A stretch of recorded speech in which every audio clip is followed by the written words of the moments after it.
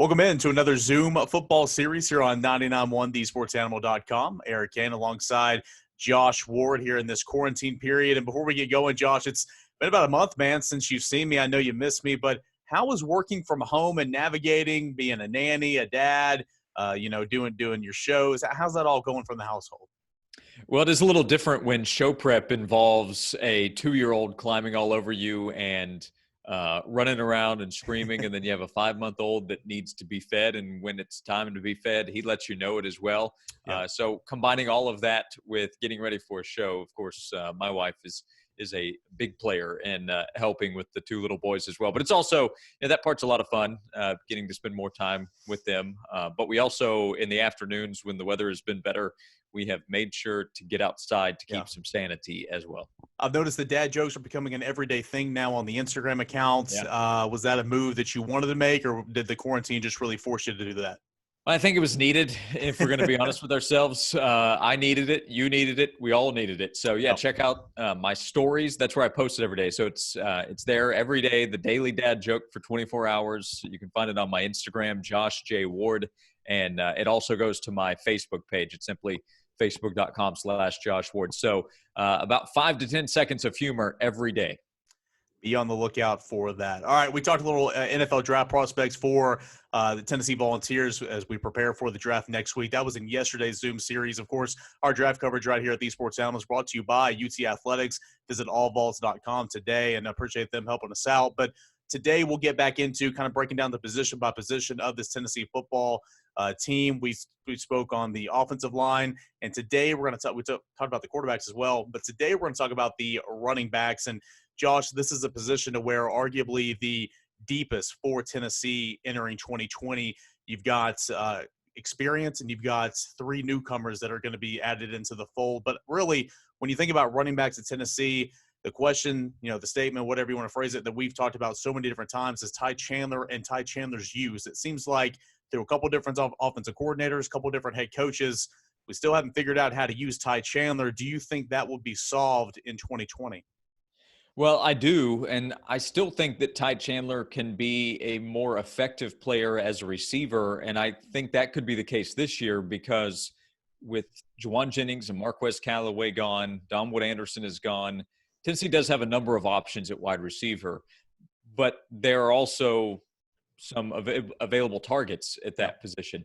So I wouldn't be surprised to see Ty Chandler have more of an opportunity lining up at the slot position along with continuing to be a runner out of the backfield. He's a running back. I'm not sitting here saying that he's going to change positions, but I think with Ty Chandler and Eric Gray projected to have a bigger role, there are ways to use both of those guys within the offense at different times. And both guys can be effective receivers, I think, out of the backfield, but moving those guys around, a strength of Jim Chaney, which we've talked about a lot since he returned as Tennessee's offensive coordinator, and I still think it applies, Eric, is that Jim Chaney understands the skill set of his skill position players. And Chandler is an explosive player. I also say put him at the slot position because passes out of the backfield, swing passes, that was not the strength of the offense a year ago. When you think about play number 1 and other issues along the way, I would find different ways to get Chandler the ball as a receiver. But I would still say if you're looking for playmakers and you're looking for explosion in the offense, I think that starts with your top 2 running backs. Yeah, you talk about the swing pass out of the backfield. They ran it to the short side of the field, which I never understood. So, and they're throwing it behind the line of scrimmage to where it's a fumble, and Tennessee turned it over a couple of times, nearly turned it over a couple more times. I'm not getting paid millions of dollars to call offense, but I've never been a big fan of running that play to the short side of the field. So here's the open. Ty Chandler gets out in space and used a little bit more to his capabilities.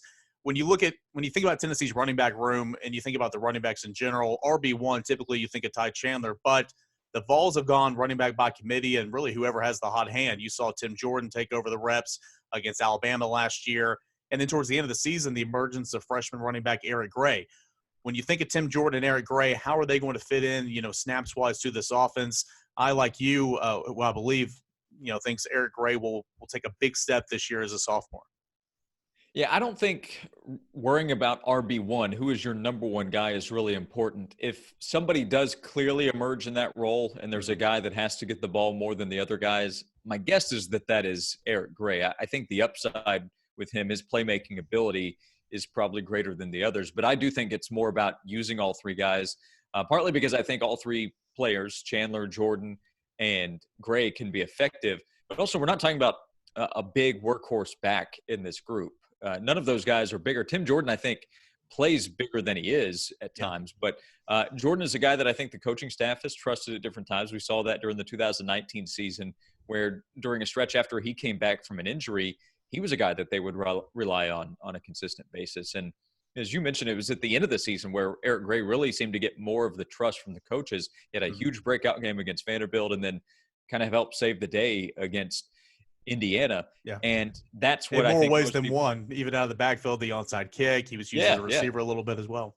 Yeah, exactly. So I think that is what everyone is expecting he will build on, but that does not mean he's getting the ball 15 to 20 times a game. Maybe it does get to that point, but I think we're talking about a committee, and we're going to have different games where different players may lead the way. I would still say at the end of the 2020 season, we're going to talk about Eric Gray having made probably the most explosive plays, the biggest game-breaking plays within the offense. But if Tennessee's offense is going to be most successful, I think Tennessee will need all three of those guys to be effective, especially when we've talked about the potential of the offensive line. There's, of course, going to be correlation there. And if that offensive line does reach its potential, the running backs are going to have a better chance to make plays within the offense on a consistent basis.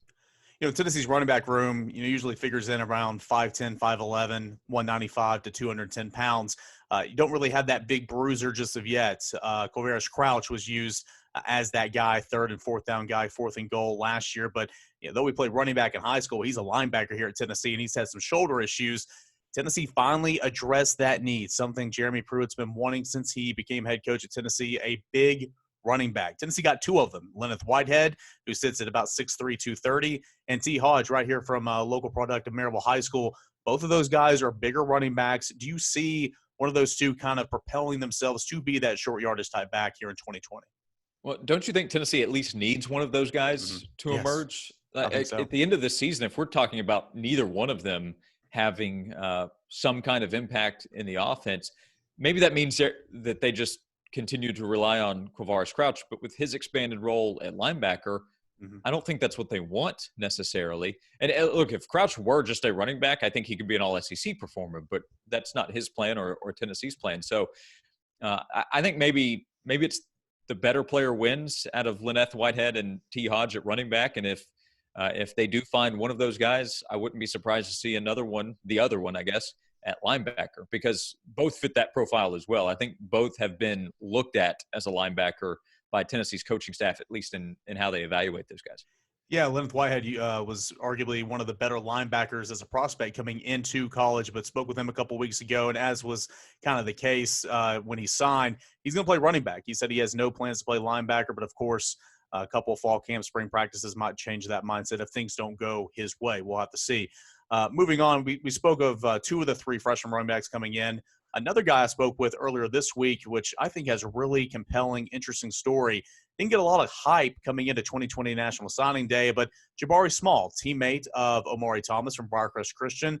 He kind of fits that mold of what Ty Chandler, Tim Jordan, and Eric Gray are at 5'10" to about 200 pounds, but has played receiver in high school, can return kicks. He says he can't wait to get here to prove his worth in the SEC. Says he has a chip on his shoulder. Might not be a factor early on, but for just the prospect of what could be for Jabari Small, what do you like there, Josh?